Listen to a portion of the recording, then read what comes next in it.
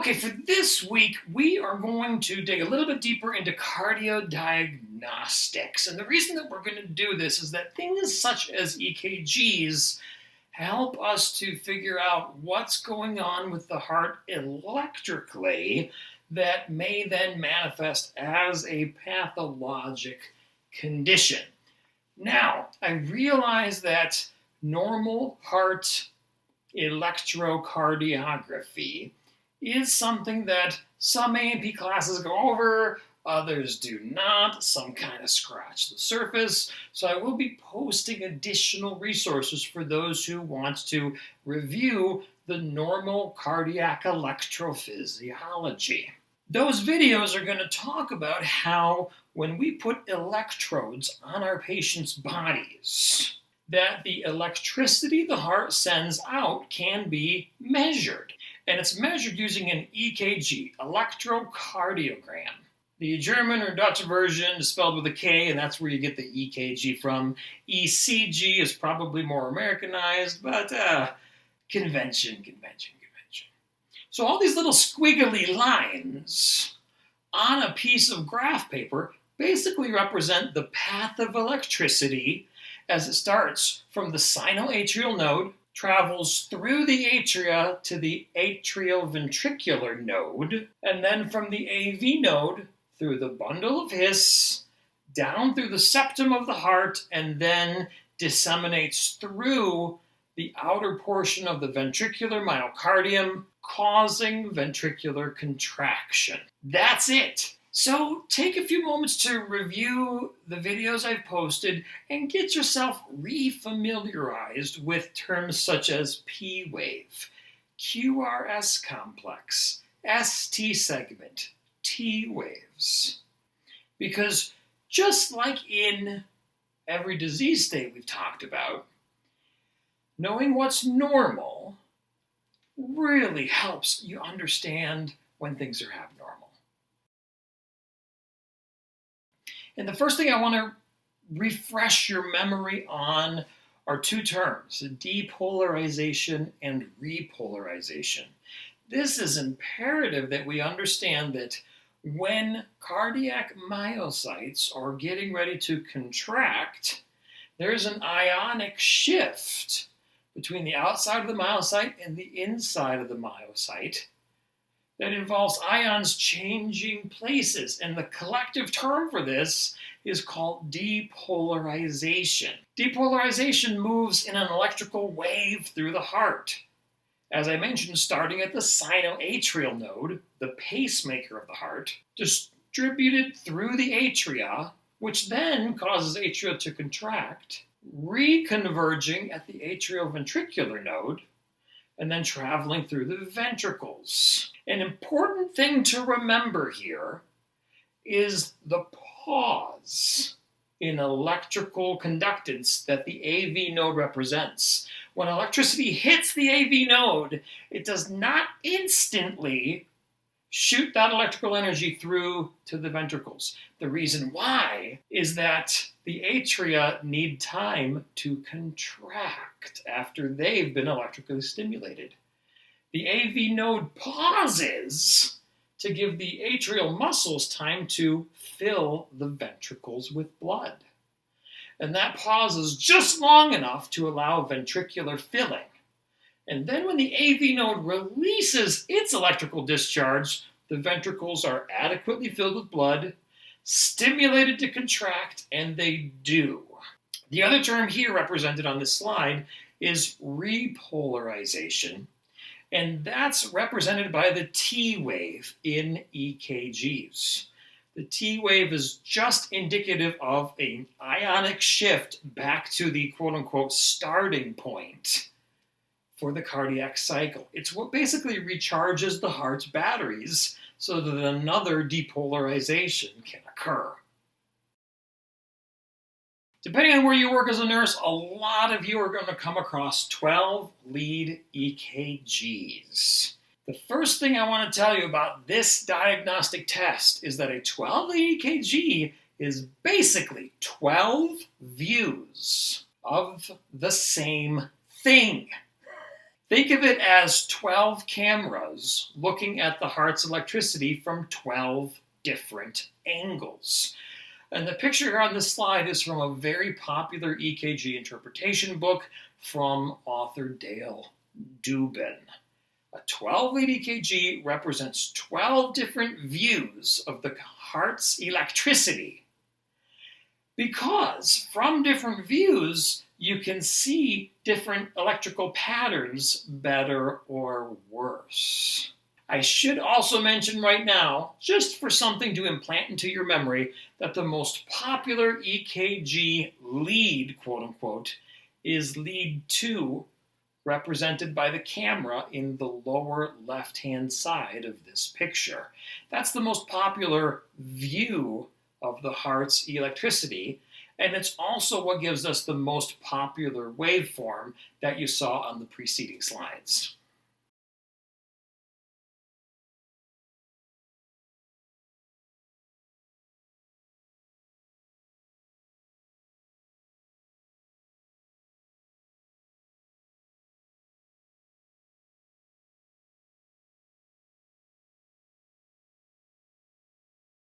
So what pathologic circumstances might lead to disruption in normal cardiac electrical function?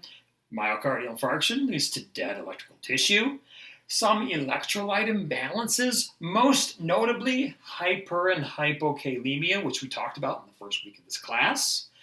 Cardiac surgery or manipulation of the heart can cause either electrical disruption or electrical irritability.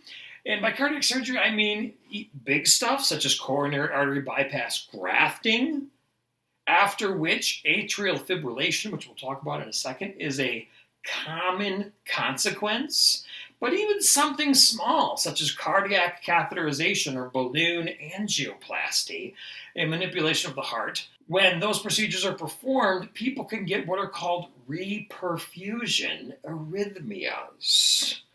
And what that means is, now that there's new fresh blood in an area of heart that had previously been deprived of it, the cardiac myocytes almost get a little too excited. We have food! And little extra electrical discharges can be found. What other things? Did you know that there's some research to suggest that energy drinks can cause cardiac dysrhythmias?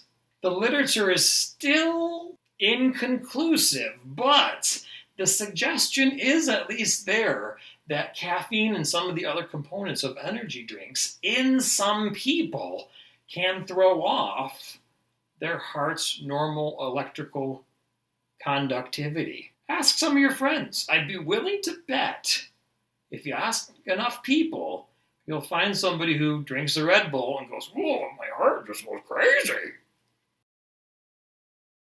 Normal sinus rhythm means the normal path of electricity through the heart. As I've already said, kind of knowing this normal electrical pathway is very important when we're trying to figure out what is going wrong in the body. So try to refamiliarize yourself with the heart's normal electrical tissue and how that electrical tissue operates within the heart to produce a heartbeat that is between 60 to 100 beats per minute. My goal for this talk is to introduce you to some abnormal cardiac electrical patterns and to introduce you visually to how those look on EKG strips. What we're not going to do is start measuring little boxes to see exactly how long different waveforms are. Not the goal. The goal here is just to be able to visually identify a few rhythm strips that suggest potentially pathologic cardiac electrical disturbances. The first two are sinus bradycardia and sinus tachycardia. The first thing I should mention here is that anytime you hear the word sinus something, and it refers to the heart's electrical conduction system, the term sinus means that the electrical impulse started at the sinoatrial node, the pacemaker of the heart. That's a good thing because that's where our heartbeat is supposed to start. So sinus bradycardia and sinus tachycardia actually are good things in some way because it tells us by the name of the dysrhythmia that at the very least, the electrical stimulus started in the right spot. But brady is a prefix meaning slow. Tachy is a prefix meaning fast. And one of the goals of this course is to start adding these prefixes and suffixes and roots to your growing medical vocabulary. So sinus bradycardia, therefore, is a normal electrical discharge. It's just discharging slower than the 60 to 100 beats a minute that we would normally see. That's all. Maybe it's firing off at 50 beats a minute. Maybe it's firing off at 45 beats a minute, but it's slower than the 60 to 100. Sinus tachy is just the opposite. Faster than the 60 to 100 normal beats that a healthy pacemaker would be producing. Take a look at these two rhythm strips and the normal one at the bottom and just see if you can visually identify how they're different. The first thing that I want you to notice about atrial flutter and atrial fibrillation is that the word sinus is not in the name of these dysrhythmias. Right away, the lack of that word tells you that the start of the electrical impulse was not at the sinoatrial node.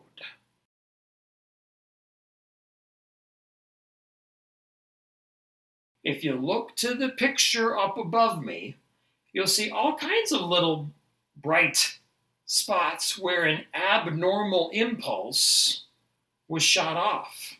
None of those little bright spots is the SA node, is it? In atrial flutter and atrial fibrillation, there are alternative sites within the atria that kind of act like little pacemakers. They're little irritable bundles of electrical tissue firing off their own impulse and usually firing faster than the sinoatrial node would fire. So they kind of take over the show.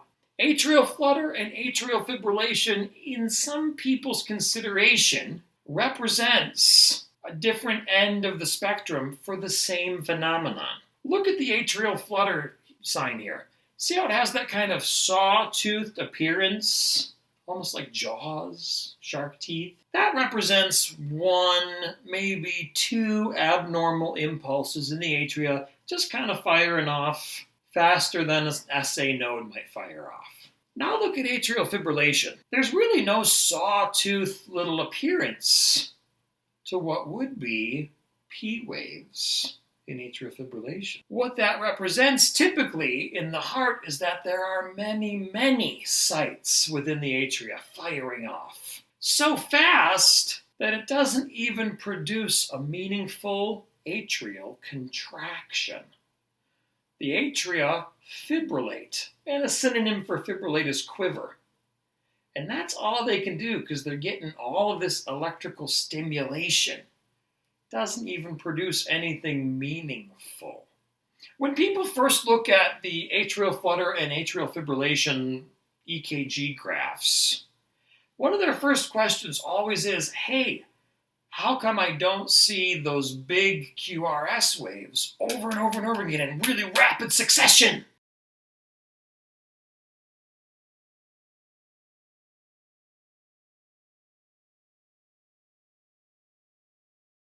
And the answer to that is the AV node.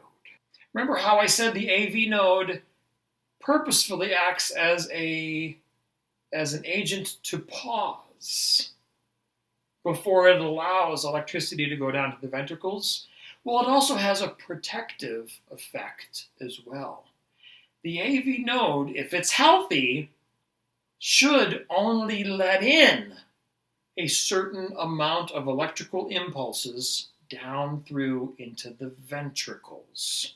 Spoken a different way, the AV node has a protective mechanism to it whereby in patients with atrial fibrillation, firing off all these abnormal impulses up in the atria, an intact AV node will not allow all that electrical energy to get down into the ventricles. It controls, kind of like a border guard between the United States and Canada, it controls what can go through.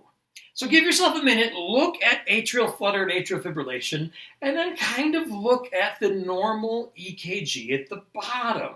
Visually compare the two.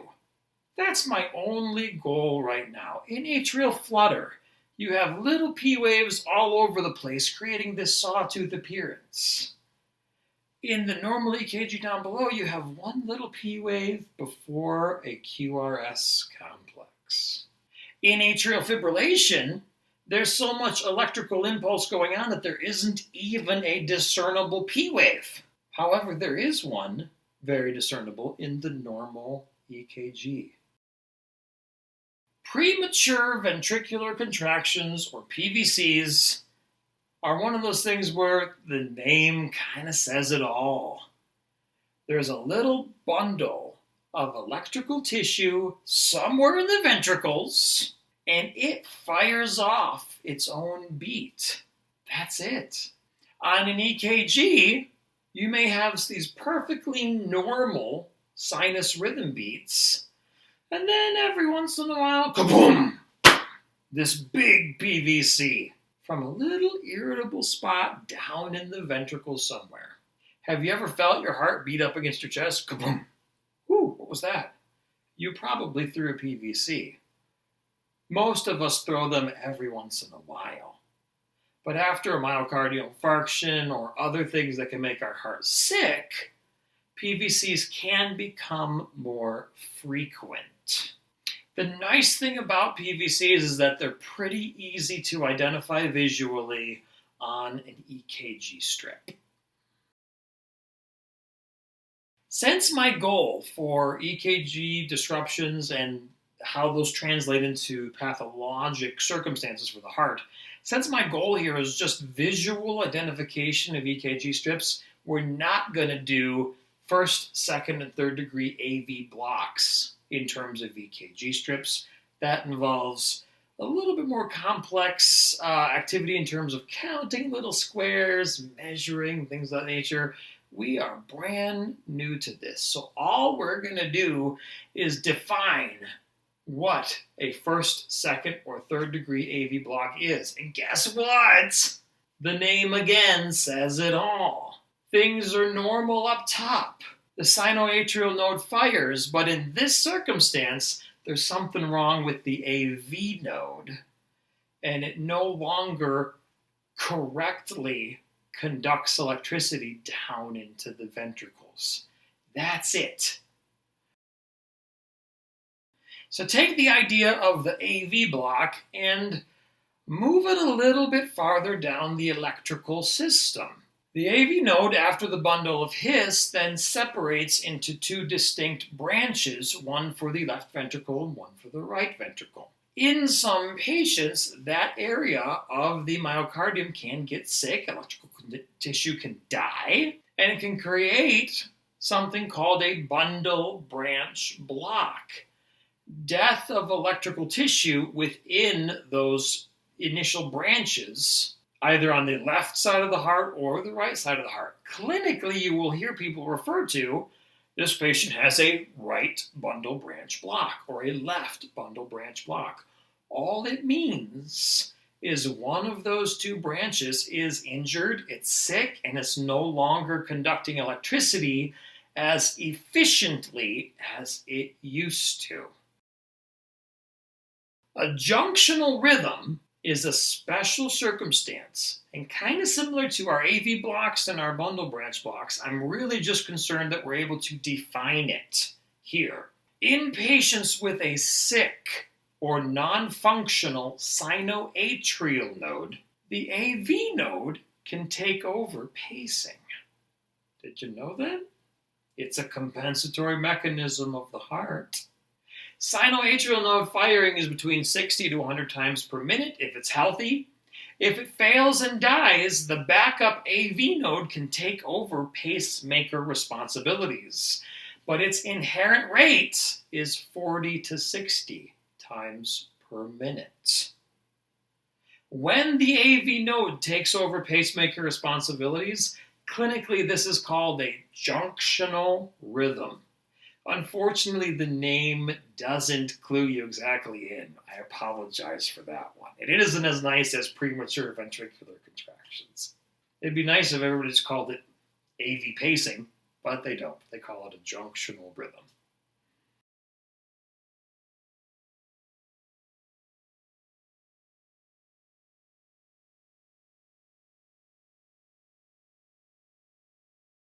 Okay, up until this point, the dysrhythmias that we've talked about weren't necessarily life-threatening.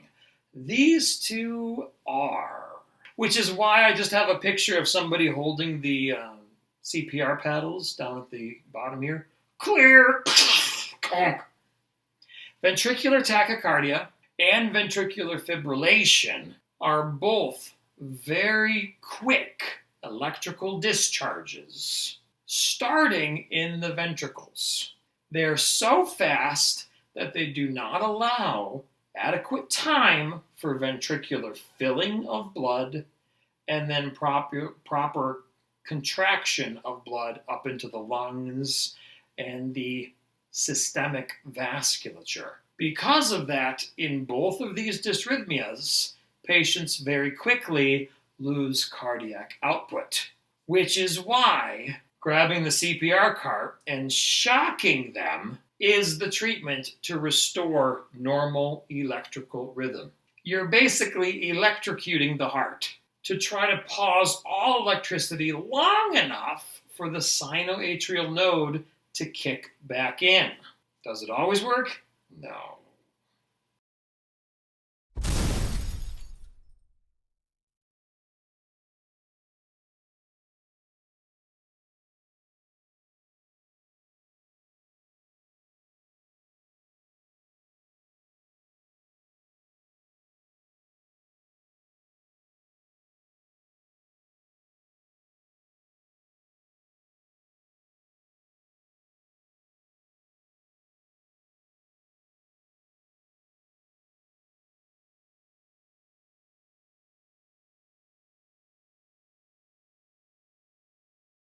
Do you need me to tell you what this rhythm is? You think you could identify it on a test?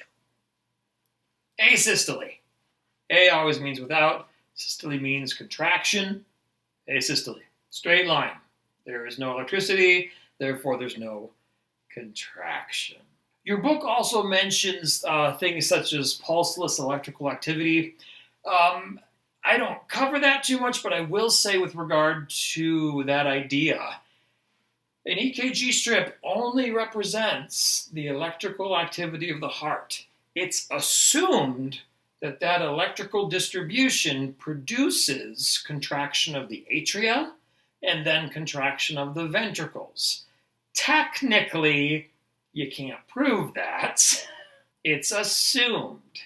And dysrhythmias such as pulseless electrical activity are one of those rare circumstances where the EKG deceives you. The patient has some electrical activity in the heart, yet they have no pulse.